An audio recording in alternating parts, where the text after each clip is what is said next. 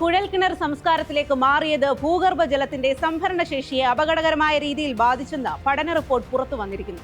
സംസ്ഥാന ഭൂഗർഭജല വകുപ്പിന്റെയും കേന്ദ്ര ഭൂഗർഭജല ബോർഡിന്റെയും സംയുക്ത പഠന റിപ്പോർട്ടിലാണ് സംസ്ഥാനത്ത് ഉപയോഗ്യമായ ആകെ ഭൂഗർഭജലത്തിന്റെ അളവിൽ 6.93% കുറവ് വന്നതായി വെളിപ്പെടുത്തൽ വന്നിട്ടുള്ളത്.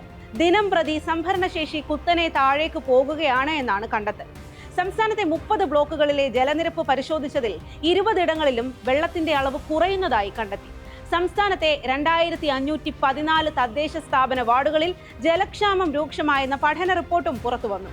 അടിയന്തര ഇടപെടൽ ആവശ്യമായ സ്ഥിതിയിലാണ് മിക്ക ജില്ലകളും എന്നാണ് മുന്നറിയിപ്പ്. സംസ്ഥാനത്താകെയുള്ള 20,950 വാർഡുകളിലെ 12% വീട്ടാവശ്യത്തിന് പോലും വെള്ളം കിട്ടാത്ത ഹോട്ട്സ്പോട്ടുകളാണെന്ന കാര്യം വെളിപ്പെടുത്തിയത് കേരള ശാസ്ത്ര സാങ്കേതിക കൗൺസിലിന് കീഴിലെ ജലവിഭവ വികസന വകുപ്പിന്റെ പഠനമാണ്. ഈ സാഹചര്യത്തിൽ സത്യം പറയട്ടെ അന്വേഷിക്കുകയാണ്, കിണർ വെള്ളം കിട്ടാക്കാലം അരികെ.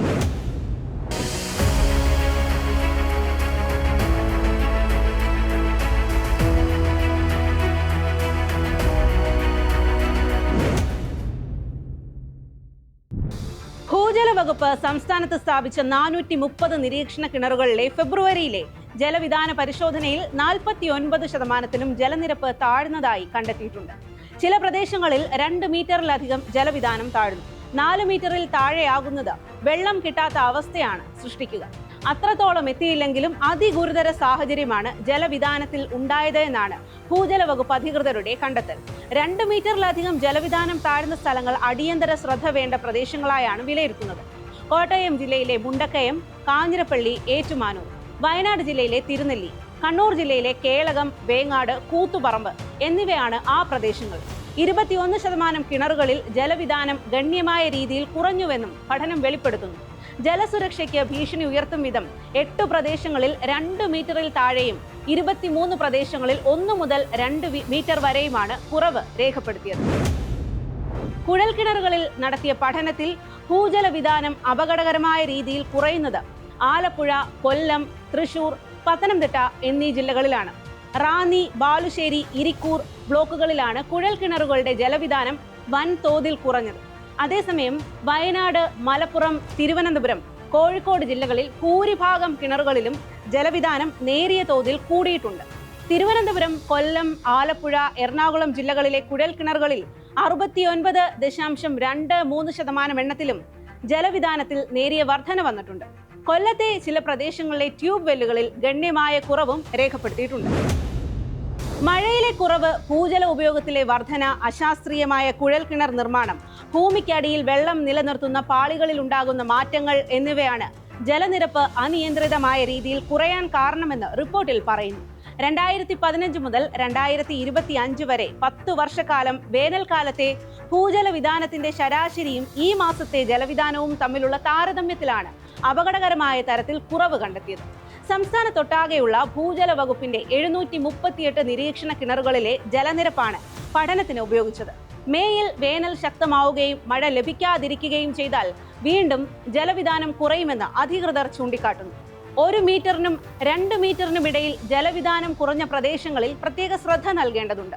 42%-ഓളം തുറന്ന കിണറുകളിലും കുഴൽക്കിണറുകളിലും ജലനിരപ്പ് താഴ്ന്നു. തീരദേശത്തെ പൈപ്പ് ഇറക്കിയ കുഴൽക്കിണറുകളിൽ 30.77% മാത്രമാണ് കുറവ് വന്നിട്ടുള്ളത്. കേരളത്തിൽ 3 വിധത്തിലാണ് മഴ ലഭിക്കുന്നത്: കാലവർഷം, തുലാമഴ, വേനൽമഴ. കാലാവസ്ഥാ വ്യതിയാനം ഭൂഗർഭജല ലഭ്യതയെ വലിയ തോതിൽ ബാധിച്ചു. തെക്ക് പടിഞ്ഞാറൻ കാലവർഷം വൈകുന്നത് പ്രധാന കാരണമാണ്. ജൂൺ പകുതി കഴിയുമ്പോഴാണ് കാലവർഷം കേരളത്തിലെത്തുന്നത്. ഇത് ഒറ്റയടിക്ക് പെയ്ത് പ്രളയമായി മാറുമ്പോൾ ഭൂഗർഭജല വിധാനത്തിൽ എത്താതെ വെള്ളം കടലിലെത്തുകയാണ് ചെയ്യുന്നത്. ഇത് ജലസംഭരണത്തിന്റെ താളം തെറ്റിക്കുന്നു. മഴയുടെ ദൈർഘ്യം കുറഞ്ഞതോടെ ഭൂമിയിലേക്ക് അരിച്ചിറങ്ങി ഭൂഗർഭജല സ്രോതസ്സിലേക്ക് എത്തിച്ചേരുന്ന വെള്ളത്തിന്റെ അളവ് ഗണ്യമായി കുറഞ്ഞു. ഭൂമിയുടെ ചരിവ്, മേൽമണ്ണിന്റെ കനം, ജലസംഭരണികളുടെ ജലം ഉൾക്കൊള്ളാനുള്ള വ്യാപ്തി ഇതൊക്കെ ഭൂഗർഭ ജലസംഭരണത്തെ സ്വാധീനിക്കുന്നുണ്ട്. വീട്ടാവശ്യങ്ങൾക്കായി കുഴൽക്കിണറുകൾ ഉപയോഗിക്കുന്നതാണ് ഭൂഗർഭ ജല ശോഷണത്തിന്റെ സുപ്രധാന കാരണം. തുറസായ കിണറുകൾക്ക് പകരം ഒരു കുഴൽക്കിണർ സംസ്കാരത്തിലേക്ക് കേരളം മാറി. 2 തരം ഭൂഗർഭ ജല അറകളുണ്ട്. തുറസായ കിണറുകളിൽ വെള്ളം ലഭിക്കുന്നതാണ് ആഴം കുറഞ്ഞ ജലസംഭരണി. അതേസമയം പാറകൾക്കിടയിൽ വളരെ ആഴത്തിൽ ശേഖരിക്കപ്പെടുന്ന ജലമാണ് കുഴൽക്കിണറിൽ നിന്ന് ലഭിക്കുന്നത്. കുഴൽക്കിണറുകൾ വലിയ തോതിൽ വർദ്ധിച്ചത് അപകടം വിളിച്ചു വരുത്തിയെന്ന് അധികൃതർ ആശങ്കപ്പെടുന്നു. സംസ്ഥാനത്ത് 1700 കിണറുകളാണ് ഭൂഗർഭ ജലവിതാനം നിരീക്ഷിക്കാനായുള്ളത്. ഇതിൽ നിന്നും എല്ലാ മാസവും ആദ്യ ആഴ്ച അളവ് തിട്ടപ്പെടുത്തും. ഇതിനൊപ്പം മഴയുടെ തോതും കണക്കാക്കിയാണ് ഭൂഗർഭജലത്തിന്റെ അളവ് തിട്ടപ്പെടുത്തുന്നത്. കേരളത്തിന്റെ തീരമേഖലയിൽ ഭൂഗർഭജലം വലിയ തോതിൽ കുറയുന്നുണ്ട്. ഒപ്പം ഓരുവെള്ളത്തിന്റെ കയറ്റവും കൂടിയാകുമ്പോൾ കുഴൽ കിണറുകൾ ഉപയോഗിക്കാനാകാത്ത അവസ്ഥയിലാണ്. കഴിഞ്ഞ 10 വർഷത്തെ കണക്കുകൾ അനുസരിച്ച് തീരമേഖലയിലെ ഭൂഗർഭ ജലവിതാനത്തിൽ 30 മുതൽ 40% വരെ കുറവ് രേഖപ്പെടുത്തിയിട്ടുണ്ട്. കാലാവസ്ഥാ വ്യതിയാനം, ആവർത്തിക്കുന്ന പ്രളയങ്ങളിൽ വൻതോതിൽ മേൽമൺ ഒലിച്ചുപോയത് എന്നിവയാണ് ഇതിന് കാരണമായി വിദഗ്ധർ പറയുന്നത്. തുറന്ന കിണർ സംവിധാനത്തിന് നിരവധി ഗുണങ്ങളുണ്ട്. ഇത് ഭൂഗർഭ ജലലഭ്യതയും ഭൂഗർഭ ജലനിരപ്പും വർദ്ധിപ്പിക്കുന്നു. കേരളത്തിൽ ഉടനീളമുള്ള എല്ലാ ആവാസ വ്യവസ്ഥകളിലും ഇത് ഫലപ്രദമാണ്. ഗ്രാമപ്രദേശങ്ങളിലെ ജലാശയങ്ങളിലെ വെള്ളത്തിന്റെ ഗുണനിലവാരവും അളവും മെച്ചപ്പെടുത്താൻ ഇത് സഹായിക്കുന്നു. ജല ബജറ്റ് പ്രകാരം കേരളത്തിൽ 3 ബ്ലോക്കുകളാണ് ക്രിട്ടിക്കൽ സ്റ്റേജിൽ ഉള്ളത്. കാസർഗോഡ്, പാലക്കാട്ടെ ചിറ്റൂർ, മലമ്പുഴ. കൃഷി ആവശ്യങ്ങൾക്കും മറ്റും വെള്ളം ഊറ്റിയെടുത്തതാണ് ഭൂമിക്കടിയിലെ ജലസംഭരണിയെ അപകടകരമായ അവസ്ഥയിൽ എത്തിച്ചത്. കേന്ദ്ര ഭൂജല വകുപ്പ് ബ്ലോക്ക് അടിസ്ഥാനത്തിൽ ശേഖരിച്ച കണക്ക് പ്രകാരം ഗ്രൗണ്ട് വാട്ടറിന്റെ അളവ് കുറഞ്ഞു വരികയാണ്. നദികളാലും തോടുകളാലും സമൃദ്ധമെന്ന് നാം അഭിമാനിച്ചിരുന്ന കേരളം ഇന്നൊരു വലിയ ജലപ്രതിസന്ധിയുടെ വക്കിലാണെന്ന് ഈ പഠന റിപ്പോർട്ടുകൾ അടിവരയിടുന്നു. പ്രകൃതിദത്തമായ തുറന്ന കിണറുകളെ ഉപേക്ഷിച്ച് ഭൂമിയുടെ ആഴങ്ങളിലെ പാളികളിൽ നിന്ന് വെള്ളം ഊറ്റിയെടുക്കുന്ന കുഴൽ കിണർ സംസ്കാരം നമ്മുടെ ജലസുരക്ഷയെ എത്രത്തോളം അപകടത്തിലാക്കി എന്നതിന്റെ തെളിവാണ് ഭൂഗർഭ ജലവിതാനത്തിലുണ്ടായ ഈ വൻ ഇടിവ്. കാലാവസ്ഥാ വ്യതിയാനവും പെയ്തിറങ്ങുന്ന മഴവെള്ളത്തെ ഭൂമിയിലേക്ക് പിടിച്ചു നിർത്താൻ കഴിയാത്ത അവസ്ഥയും പ്രതിസന്ധിക്ക് ആക്കം കൂട്ടുന്നു.